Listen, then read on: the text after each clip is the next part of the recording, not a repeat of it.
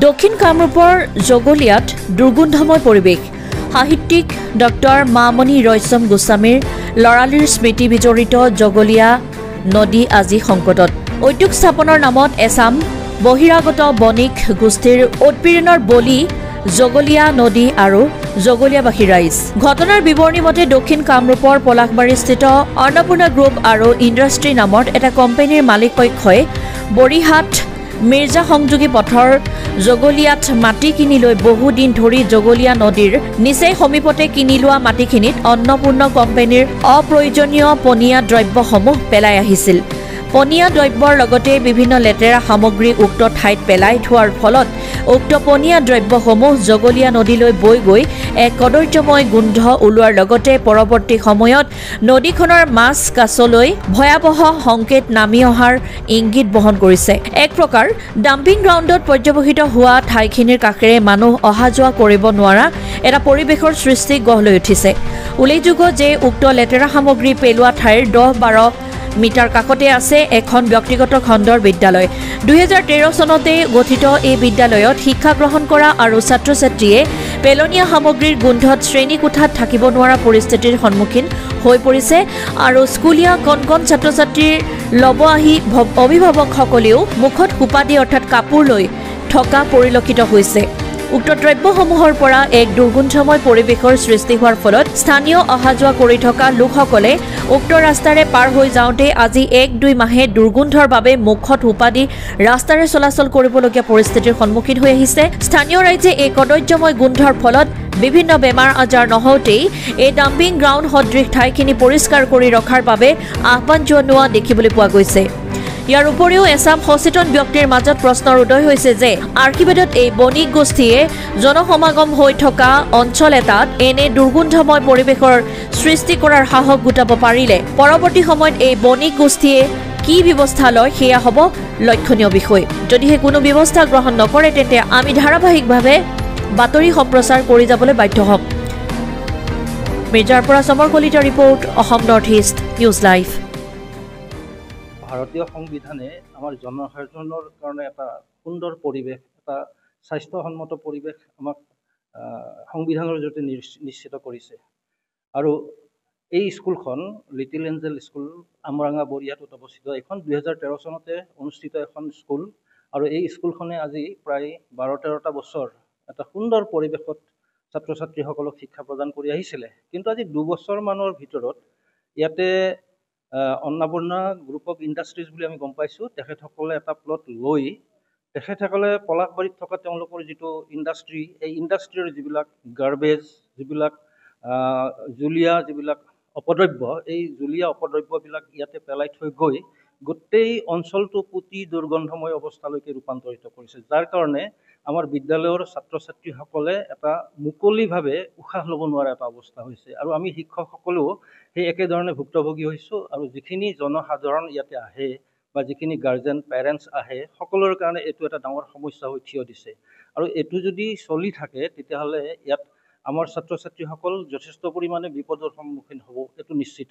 গতিকে ভাৰতীয় সংবিধানে আমাক যিহেতুকে এটা সুস্বাস্থ্যসন্মত এটা পৰিৱেশ আমাৰ কাৰণে নিশ্চিত কৰিছে, গতিকে এইটো আমি ৰক্ষা হোৱাটো আমি কামনা কৰিছোঁ। অতি সম্প্ৰতি কিছুমান বণিক গোষ্ঠীয়ে এই সকলোবোৰ নিয়ম নীতি বা সংবিধানে প্ৰদত্ত যিখিনি নিয়ম নীতি সেইখিনি তেওঁলোকে বৃদ্ধাংগুষ্ঠ দেখাই একেবাৰে ডেলিভাৰেটলি তেওঁলোকে কিছুমান কাম কৰি আছে, যিবিলাক কামে আমাৰ জনসাধাৰণৰ যথেষ্ট ক্ষতি কৰিছে।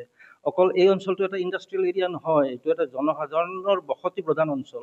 গতিকে তেওঁলোকে যদি তেনেকুৱা ধৰণে ইণ্ডাষ্ট্ৰী গঠন কৰি বা স্থাপন কৰি বা ইণ্ডাষ্ট্ৰিয়েল যিবিলাক আৱৰ্জনা ইয়াত পেলাই এই অঞ্চলটো দূষিত কৰে, তেতিয়াহ'লে গোটেই অঞ্চলটো সম্পূৰ্ণভাৱে নষ্ট হ'ব। আৰু চাওক, ইয়াৰ কাষেৰেই আমাৰ যিটো ঐতিহ্যমণ্ডিত, যিটো মামণি ৰয়ছম গোস্বামীৰ ইতিহাস জড়িত হৈ আছে, তেখেতৰ যিবিলাক লিখনি, জ্ঞানপীঠ বঁটা পোৱাৰ যিবিলাক লিখনি তেখেতৰ এই নদীখনক লৈ আহিছিলে। আৰু এই নদীখনক তেওঁলোকে ব্লক কৰি পেলাইছে, টোটেলি ব্লক কৰি পেলাইছে। যদিও নদীখনত আজি পানী নাই, কিন্তু বাৰিষা পানী বহে। আজি ব্ৰহ্মপুত্ৰতো খৰালি দিনত পানী নাথাকে, বাৰিষা হৈ যায়। যে আমাৰ এই নদীখনৰ যিটো ঐতিহ্য, নদীখনে এই অঞ্চলৰ সংস্কৃতিত বা এই অঞ্চলৰ অৰ্থনীতিত যি প্ৰভাৱ পেলাইছে, এইটো সম্পূৰ্ণভাৱে ধূলিসাৎ হ'ব। গতিকে আমি আশা কৰোঁ আমাৰ স্থানীয় প্ৰশাসনৰ লগতে জিলা প্ৰশাসন বা ৰাজ্যৰ যিটো প্ৰশাসন, এই প্ৰশাসনে নিৰ্দিষ্ট যিবিলাক নীতি নিয়ম আছে সেই নীতি নিয়মবিলাকৰ ওপৰত ভিত্তি কৰি যি এই ধৰণৰ কাৰ্য কৰিছে তেওঁলোকৰ বিৰুদ্ধে যাতে ব্যৱস্থা লয় আৰু আমাক এটা সুস্থিৰ বাতাবৰণ দি এটা সুন্দৰ পৰিৱেশ দি আমাৰ স্কুলখন যাতে পৰিচালনা কৰাত সহায় কৰে, আমি তাৰ কাৰণে কামনা কৰিছোঁ।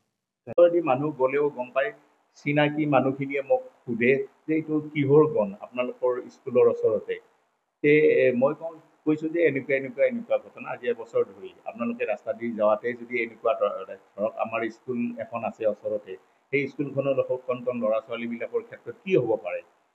তাৰপিছত এইটোৰ বিষয়ে উপায়হীন হৈ আমি কিছু ফৰ্মেলিটি আকৌ নতুনকৈ চাৰ্কুল অফিচত এখন এপ্লিকেশ্যন দিছোঁ। তাৰপিছত পলিউশ্যন বৰ্ডলৈ আমি এপ্লিকেশ্যন দিছোঁ আৰু আমাৰ পলাশবাৰী চাৰ্কুল আৰক্ষী বিষয়াকক জনোৱা হৈছে যে এনেকুৱা অৱস্থা। আজি কিছুদিন ধৰি ইয়াতে একেবাৰে তাৰমানে আমাৰ যি স্কুলৰ গাৰ্জেনখিনি আহে তেওঁলোকৰো বহুত অসুবিধাত পৰে, মুখত ৰুমালখন লৈ থাকিব লগা অৱস্থা হয়। বাকী এই অঞ্চল বিশেষকৈ আমাৰ এই মেধিপাৰা আমৰাঙাৰ ওচৰ যিহেতু তেওঁলোকলৈ ৰাতি মানে বতাহটো যদি সিপিনে মাৰে গন্ধত থাকিব নোৱাৰে। কথাখিনি তেওঁলোকে ধৰিব পৰা নাই যে ইয়াৰ পৰা তালৈকে যায়, সেইটো কথা তেওঁলোকে ভাবিব পৰা নাই। কিন্তু একচুৱেলি এইটো এটা সাংঘাতিক হেৰি। আৰু এই বস্তুখিনি মই জানিব পৰা মতে আমাৰ পলাশবাৰীত তেওঁলোকৰ এটা এই ইণ্ডাষ্ট্ৰিটোৰে মালিক কোনোবা গুপ্তা উপাধি, নিশ্চয় তেওঁ বহিৰাগত হ'ব চাগে। গুপ্তা উপাধিৰ মানুহ এজনৰ আন এটা পলাশবাৰীত ইণ্ডাষ্ট্ৰি আছে।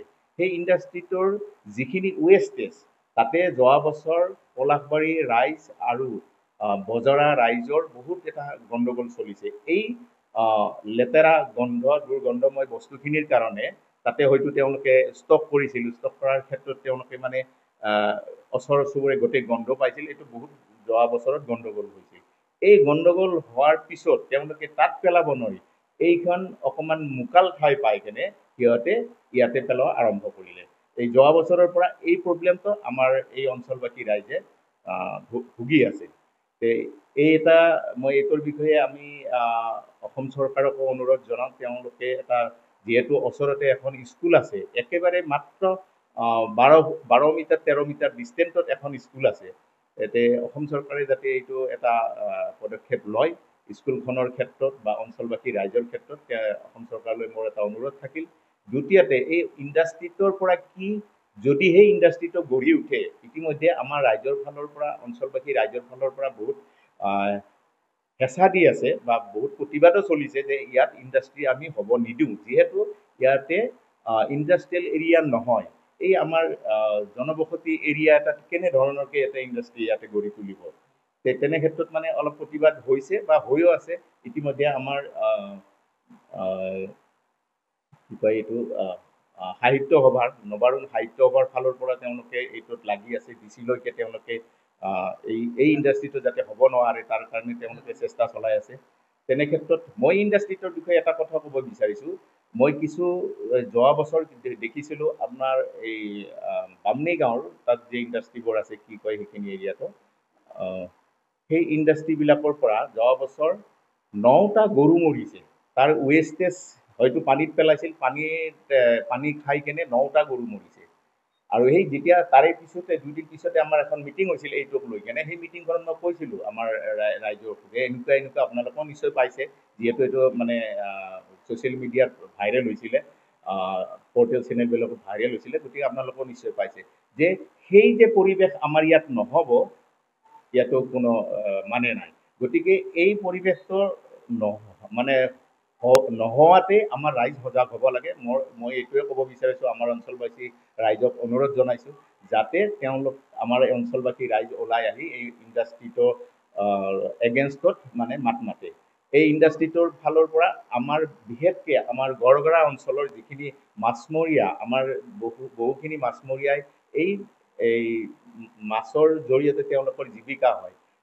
ইয়াতে যেতিয়া ইণ্ডাষ্ট্ৰিটো হোৱাৰ পিছত যিবিলাক এই ৱেষ্টেজবিলাক, যিবিলাক বেয়া বস্তুবিলাক নদীত পেলাব, উপায় নাপায়তো ইয়াতে পিছত গৈ এবছৰ 2 বছৰ হয়তো তেওঁলোকে ইয়াতে ৰাখিব, তাৰপিছত সিহঁতে নদীত পেলাব লগাৰ বাধ্য হ'ব।